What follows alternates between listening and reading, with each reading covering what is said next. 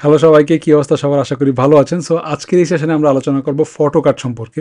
Photo কার্ডের মাধ্যমে আসলে কিভাবে ফেক নিউজ ছড়ায় এই জিনিসটা আমরা আজকে বোঝার চেষ্টা করব।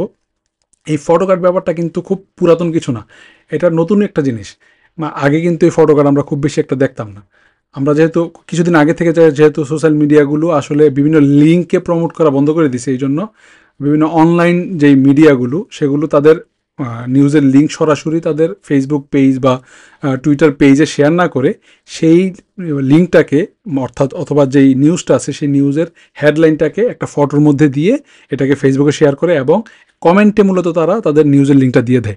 এই জিনিসটাকে আসলে আমরা মূলত ফটো কার্ড বলি। কিন্তু এই ফটো কার্ড জিনিসটাকে নকল করা খুব সহজ, কারণ একটা ফটো কার্ড ডিজাইন করা খুব কঠিন কাজ না। এই জন্য এই সুযোগটা নিয়েছে মূলত বিভিন্ন ফেক নিউজ ছড়ানোকারীরা অথবা অর্থাৎ বিভিন্ন প্রপাগান্ডাকারীরা। তারা দেখা গেছে কি তাদের যেই ফেক নিউজটা আছে সেটা আসলে তারা একটা হুবহুব একটা বিশ্বস্ত একটা মিডিয়ার ফটো কার্ডকে কপি করে ওই ফটো কার্ডের মধ্যে তাদের ফেক নিউজটা দিয়ে দিচ্ছে, দিয়ে সেটা তারা ফেসবুকে বা বিভিন্ন সোশ্যাল মিডিয়াতে ছড়িয়ে দিচ্ছে।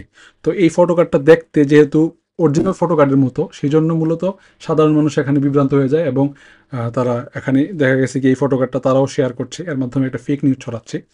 সো এই ব্যাপারটা যখন আমাদের সামনে আসবে, আমরা কিভাবে বুঝবো যে এই ফটো কার্ডটা আসলে এটা কি রিয়েল ফটো কার্ড নাকি এটা একটা ফেক ফটো কার্ড? এই জিনিসটা মূলত আমরা আমাদের আজকের সেশনে আলোচনা করব। সো আমরা আমাদের ড্যাশবোর্ডে চলে যাই, যে তারপরে আমরা দেখার চেষ্টা করি আসলে কিভাবে এই জিনিসটাকে বোঝা যায়।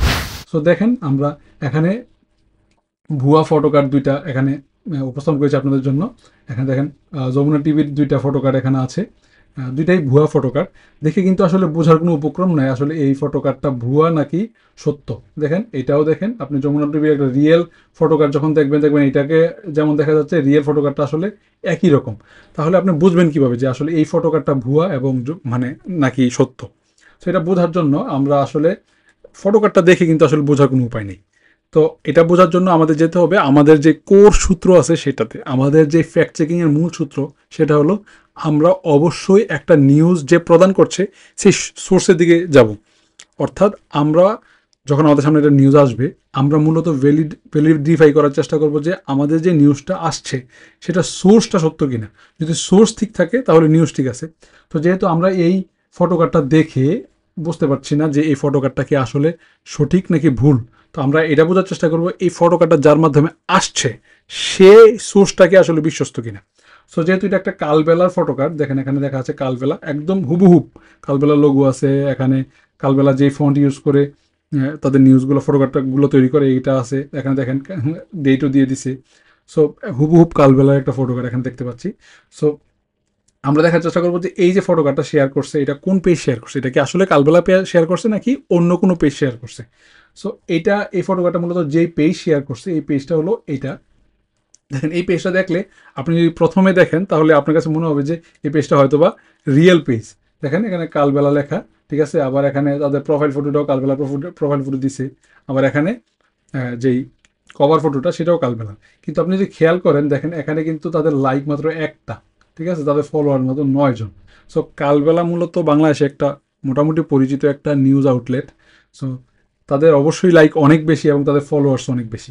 যেহেতু কালবেলার পেজে এখানে একটা লাইক এবং একটা ফলোয়ার্স, তো বুঝতে হবে এই যে এই পেজটা মূলত ফেক। এবং যেহেতু এই পেজটা ফেক, এই ফেক পেজের মাধ্যমে যে ফটো কার্ডগুলো আসছে সবগুলোই ফেক। বুঝতে পারছেন? সো আমাদের বুঝতে হবে যে ফটো কার্ড কিন্তু কোনো পিওরেস্ট ফর্ম অফ নিউজ না। এই যেই ফটো কার্ডের মাধ্যমে নিউজগুলো আমাদের সামনে আসতেছে, এটা নিউজের কোনো ফর্ম না। মূলত নিউজটাকে সোশ্যাল মিডিয়াতে ভালোভাবে প্রেজেন্ট করার জন্য এই ফটো কার্ড ব্যাপারটাকে ইন্ট্রোডিউস করা হয়েছে সাধারণ মানুষের কাছে। তো অবশ্যই এই ব্যাপারে আমাদের সচেতন থাকতে হবে। ফটো কার্ডগুলো আমরা শুধুমাত্র তখনই বিশ্বাস করব যখন এই ফটো কার্ডগুলো সরাসরি যেই আউটলেটের মাধ্যমে অথবা যেই মিডিয়ার মাধ্যমে আসছে ওই মিডিয়ার অফিসিয়াল পেজে থাকবে, ঠিক আছে। তো যদি আমরা একটা ফটো কার্ড দেখি, এটাকে শেয়ার করার আগে আমরা দেখবো, খেয়াল করে দেখবো যে এই যেই পেজটার মাধ্যমে ফটো কার্ড আমার সামনে আসছে সেটা ভেরিফাইড কোনো পেজ কিনা। এবং ওই পেজের ভিতরে আমরা ঢুকে ওই পেজের ফলোয়ারগুলো দেখবো, লাইকসগুলো দেখবো। ধরেন যে কালবেলার নামে একটা ফটো কার্ড যদি প্রথম আলোর কোনো পেজে আসে তাহলেও এটা ফেক। প্রথম আলোর নামে কোনো ফটো কার্ড যদি কালবেলার কোনো পেজে আসে তাহলেও এটা ফেক, কারণ কালবেলা শুধুমাত্র কালবেলার নামেই ফটো কার্ড পাবলিশ করবে, প্রথম আলো শুধুমাত্র প্রথম আলোর নামেই ফটো কার্ড পাবলিশ করবে। এরকম হতে পারে আপনার একজন বন্ধু প্রথম আলোর একটা ফটো কার্ড নিজের আইডিতে শেয়ার করেছে ডাউনলোড করে, তখন আসলে বোঝার কোনো উপায় থাকে না। এই জন্য আমরা যখন এইরকম কোনো ফটো কার্ড আমাদের সামনে আসবে, অথবা আমার একটা বন্ধু শেয়ার করছে বা সরাসরি প্রথম আলোর মাধ্যমে আসে নাই অথবা কালবেলার মাধ্যমে আসে নাই, তখন আমরা এটাকে নিজেরা শেয়ার করব না, কারণ এখানে এই যে সোর্সের চেইনটাকে নষ্ট হয়ে গেছে। প্রথম আলোর ফটো কার্ড প্রথম আলোর মাধ্যমে আসলেই এটাকে আমরা অথেন্টিক ধরবো, এবং প্রথম আলোর মাধ্যমে ছাড়া অন্য যে কোনো মাধ্যমে আসলে এটাকে আমরা অথেন্টিক ধরবো না, কারণ এই যে সোর্সের যে চেইনটা আছে, চেইনটা ভেঙে গেছে। এখন এটাকে আসলে ভেরিফাই করার কোনো উপায় নেই। ভেরিফাই করতে হলে আপনাকে প্রথম আলো বা কালবেলার পেজে যেতে হবে, ওইখানে গিয়ে দেখতে হবে যারা আসলে তারা ওই ফটো কার্ডটা শেয়ার করেছে কিনা। যদি শেয়ার না করে থাকে তাহলে বুঝতে হবে যে এই ফটো কার্ডটা যেটা আপনার বন্ধুর মাধ্যমে আসছে বা অন্য একটা পেজের মাধ্যমে আসছে, এটা একটা ফেক। এছাড়া শুধুমাত্র সোশ্যাল মিডিয়ার মাধ্যমেই কিন্তু ফেক নিউজ ছড়ায়, ব্যাপারটা এরকম না। আপনি দেখবেন যে একটা লিঙ্ক আপনার সামনে আসছে, নিউজের লিঙ্ক, আপনি ওই লিঙ্কে ঢুকছেন, ঢুকার পরে দেখবেন যে আসলে ওয়েবসাইটটা প্রথম আলোর অথবা এই ওয়েবসাইটটা কালবেলার, এই ওয়েবসাইটে এই নিউজটা পাওয়া গেছে। তখন আপনার কাছে মনে হতে পারে যে এটা মনে হয় সঠিক নিউজ। এই ব্যাপারটাকে বোঝানোর জন্য আমি আপনাদের জন্য আরেকটা এক্সাম্পল রেখেছি। আপনি দেখেন এই যে ওয়েবসাইটটা, এখানে দেখেন এই ওয়েবসাইটটা কিন্তু কালবেলার ওয়েবসাইট দেখাচ্ছে, ঠিক আছে? এখানে নিউজও আছে, সব কিছু আছে। আপনার কাছে মনে হতে পারে যে কালবেলার ওয়েবসাইটে যেহেতু এই নিউজগুলো আসছে, অবশ্যই এগুলা লেজিট নিউজ। কিন্তু আপনি যদি এখানে এই ওয়েবসাইটে যে ডোমেনটা আছে অথবা ইউআরএলটা আছে, এটাতে খেয়াল করেন, দেখবেন যে এখানে লেখা কালবেলা নিউজ ডট নেট, ঠিক আছে? সো কালবেলার যে অফিসিয়াল পেজটা বা ওয়েবসাইটটা আছে, সেটার নাম হলো কালবেলা নিউজ ডট কম, কিন্তু এখানে দেখা যাচ্ছে কালবেলা নিউজ ডট নেট, অর্থাৎ এটা কালবেলার অফিসিয়াল ওয়েবসাইট নয়। এরকম আপনি আপনি নিজেও ইচ্ছা করলে এরকম কালবেলার মতো করে একটা ওয়েবসাইট ডোমেন কিনে একটা ওয়েবসাইট ডিজাইন করতে পারবেন। কালবেলা নিউজ ডট ইনফো, কালবেলা নিউজ ডট টুডে, কালবেলা নিউজ ডট নিউজ, এরকম ডোমেন কিন্তু আসলে $8-10 দিয়ে কেনা যায়। সো অর্থাৎ এই ডোমেনের সাথে যেহেতু নেট আছে, তো অবশ্যই কালবেলার যে আসল ডোমেন সেটার সাথে কম থাকার কথা। যেহেতু নেট আছে, বুঝতে হবে এই ডোমেনটা ফেক ডোমেন, আর এই ডোমেনের আন্ডারে যে নিউজগুলো আসছে সেগুলো ফেক নিউজ, ঠিক আছে? আপনাকে আমি আরেকটা এক্সাম্পল দেখাচ্ছি। এই যদি এইটা দেখেন, এখানেও দেখেন এই ওয়েবসাইটটা দেখলে মনে হচ্ছে যে এটা আসলেই কালবেলার একটা ওয়েবসাইট, একদম নিউজগুলো লেজিট, এখানে কালবেলা তারা নাম ইউজ করেছে। কিন্তু আপনি যদি এখানে ডোমেনটা দেখেন, ডোমেনটা দেখবেন কালবেলা এক্সপ্রেস ডট কম, ঠিক আছে? সো এখানে কম ঠিক আছে, কিন্তু এক্সপ্রেস কিন্তু কালবেলার আসল ডোমেনের মধ্যে নেই। সো এই ডোমেনটাও তাহলে ফেক। সো আপনারা যখন সোশ্যাল মিডিয়ার মাধ্যমে একটা ফটো কার্ডকে ভ্যালিডিফাই করার চেষ্টা করবেন, তখন অবশ্যই বোঝার চেষ্টা করবেন যে যেই পেজের মাধ্যমে ফটো কার্ডটা আসছে সেই পেজটা ফেক নাকি রিয়েল। আর যদি আপনি ওয়েবসাইটের মাধ্যমে কোনো নিউজ পান, অবশ্যই নিউজটাকে বিশ্বাস করার আগে আপনি আপনার কম্পিউটারে বা মোবাইলের উপরে যেই ওয়েবসাইটে ইউআরএলটা আছে বা ওয়েবসাইটটা আছে, সেটা একবার দেখে নেবেন এটা কি আসলেই ওই ওয়েবসাইটের নামে আছে কিনা। মাঝে মাঝে ধরেন যে আপনি প্রথম আলোর একটা নিউজ দেখছেন, আপনার কাছে মনে হলো প্রথম আলো ডট কম ঠিক আছে, প্রথম আলোর জায়গাতে ALU এর জায়গাতে ALU দিয়েও লিখতে পারে।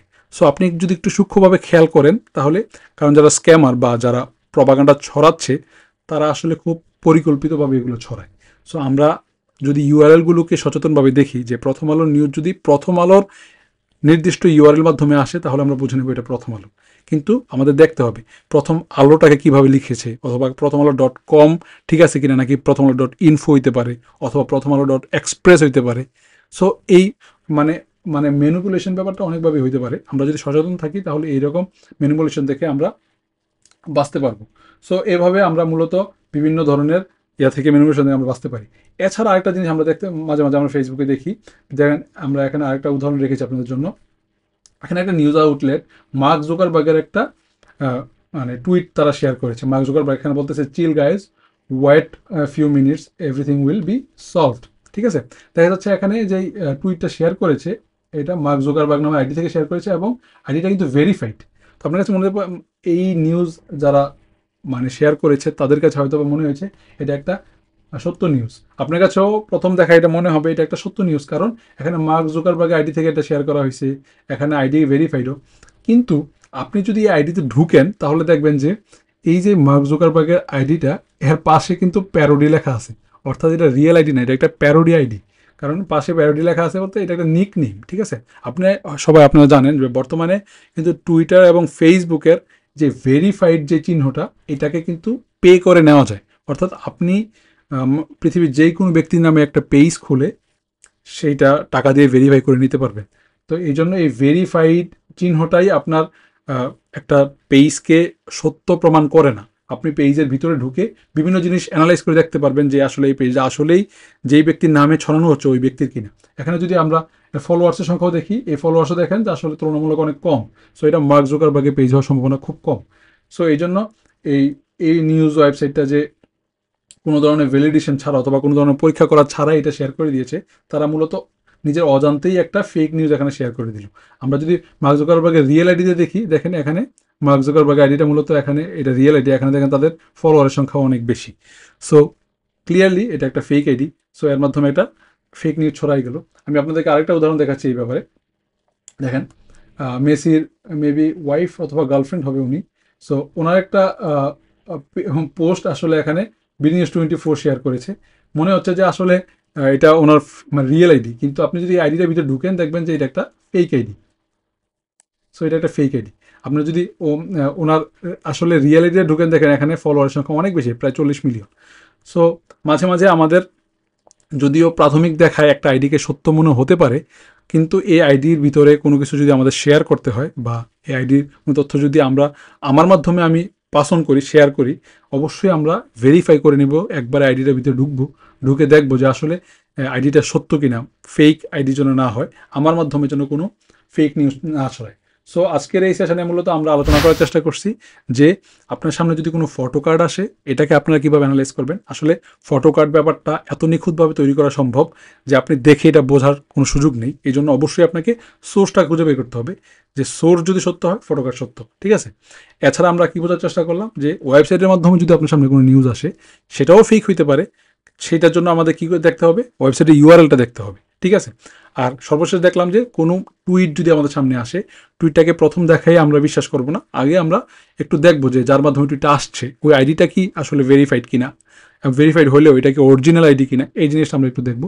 সো এইভাবে আমরা মোটা দাগে এই ধরনের যেই ফেক নিউজগুলো আছে সেগুলো থেকে নিজেরাও বাঁচতে পারবো, এবং আমাদের মাধ্যমে যেন শেয়ার করার মাধ্যমে এগুলো যদি ছড়ায় যায়, তাহলে আমরা আমাদের যে কমিউনিটি সেখানেও ফেক নিউজ ছড়ানো থেকে নিজেকে বাঁচাতে পারবো।